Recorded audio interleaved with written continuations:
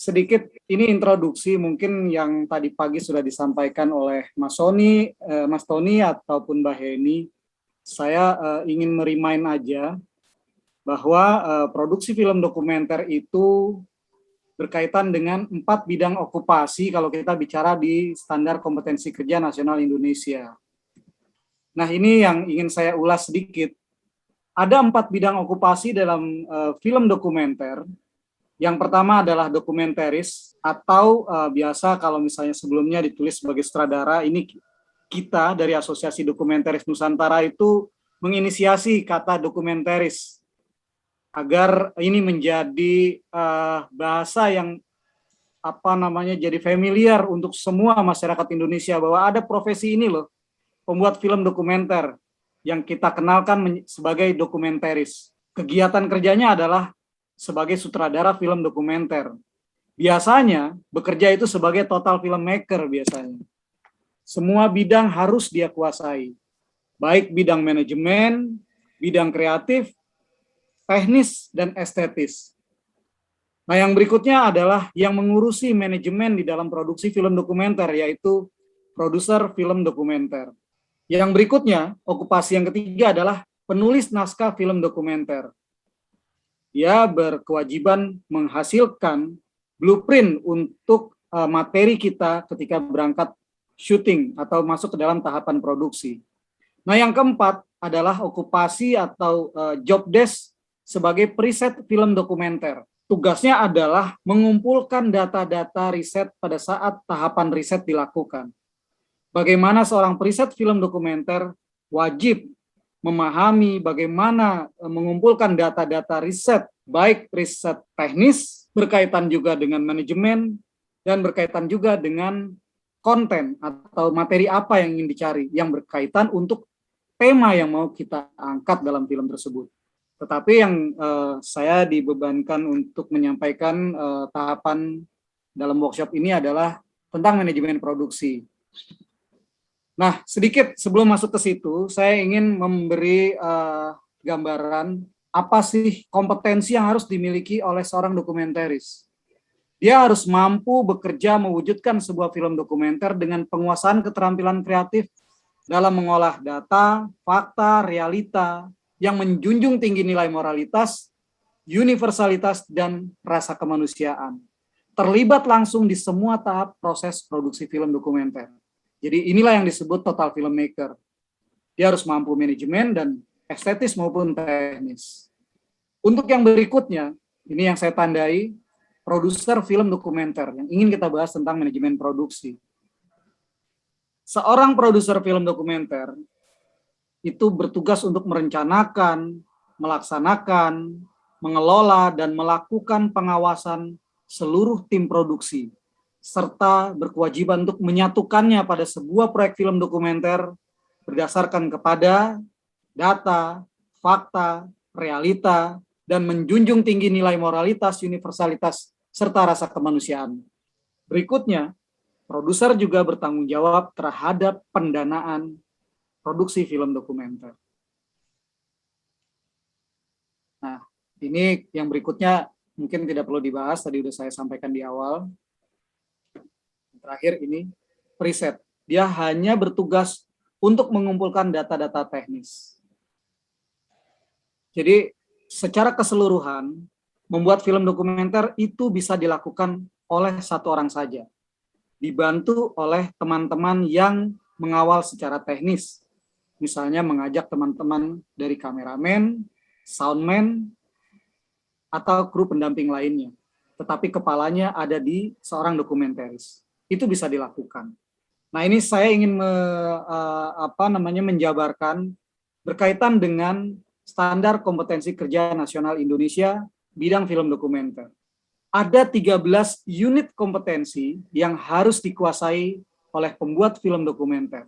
Yang pertama yaitu kita harus mampu mengembangkan ide cerita film. Yang kedua, mengumpulkan data sesuai tema serta isi cerita film. Yang ketiga, mengumpulkan data teknis audiovisual. Dan yang keempat adalah mengumpulkan informasi manajemen. Nah, pengumpulan ini adalah di tahapan riset. ketika kita sudah menentukan tema yang ingin dikembangkan. Lalu berikutnya, tahapan ketika kita selesai riset, kita harus mampu menganalisis data yang diambil dari proses riset tadi, baik data teknis, data informasi manajemen, maupun data lapangan yang lainnya.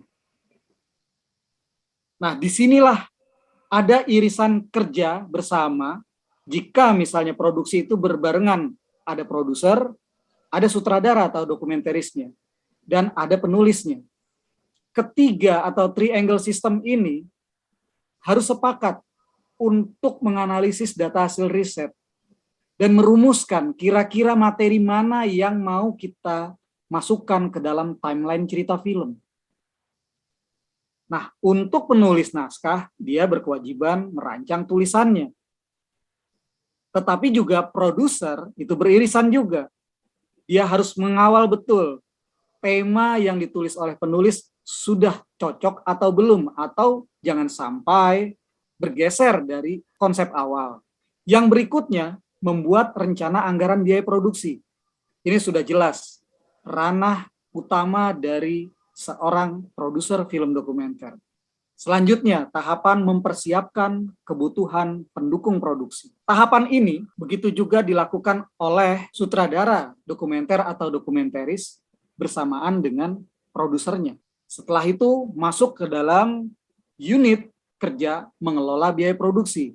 Itu dari mulai tahapan praproduksi, produksi, hingga pasca. Kemudian mempersiapkan produksi bidang kreatif, lalu melakukan syuting, dan berikutnya penyelesaian editing film dokumenter. Di situ pun seorang produser film dokumenter harus terlibat aktif untuk mendampingi proses editing. Kalau bicara seorang dokumentaris, semua tahapan tadi itu wajib dikuasai. Ada 15, kalau tadi saya buka kan ada 13. 13 ini unit kerja yang dikuasai oleh bidang film dokumenter, tetapi dia menjadi 15 karena untuk 1 dan 2 ini kita ambil dari semua bidang profesi dalam kerja produksi film. Nah, sedangkan kalau untuk produser film dokumenter ini ada 12. Inilah yang harus dikuasai oleh produser film dokumenter.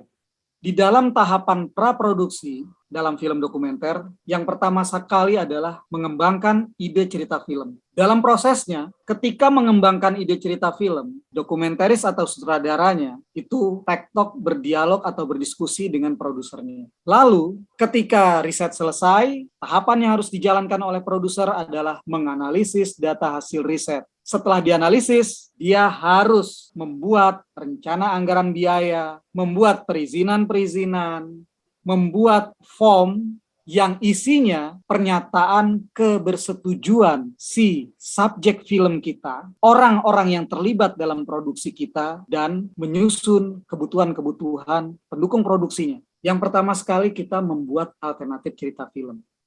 Maka tahapan kedua adalah menganalisis tema untuk bisa menghadirkan sebuah cerita yang konkret. Ini menjadi konsentrasi dalam manajemen produksi film dokumenter.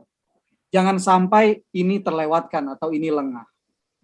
Ketika kita sudah masuk ke dalam suatu wilayah yang kira-kira itu adalah potensi dari cerita kita, pertama sekali yang harus kita dealkan adalah mengenai perizinan. Di tahapan riset, dari segi manajemen produksi, ini menjadi kunci. Siapa yang terjun melakukan riset untuk informasi manajemen, ini harus sudah konkret. Lalu berkaitan dengan akomodasi. Apakah di tempat tersebut ada penginapan? Itu harus clear. Kalau tidak, konsekuensinya carikan rumah penduduk yang bisa kita lobby dan kita lakukan dealing agar pada tahap nanti produksi sudah aman, di mana teman-teman tim produksi itu tinggal. Inilah uniknya dalam produksi film dokumenter.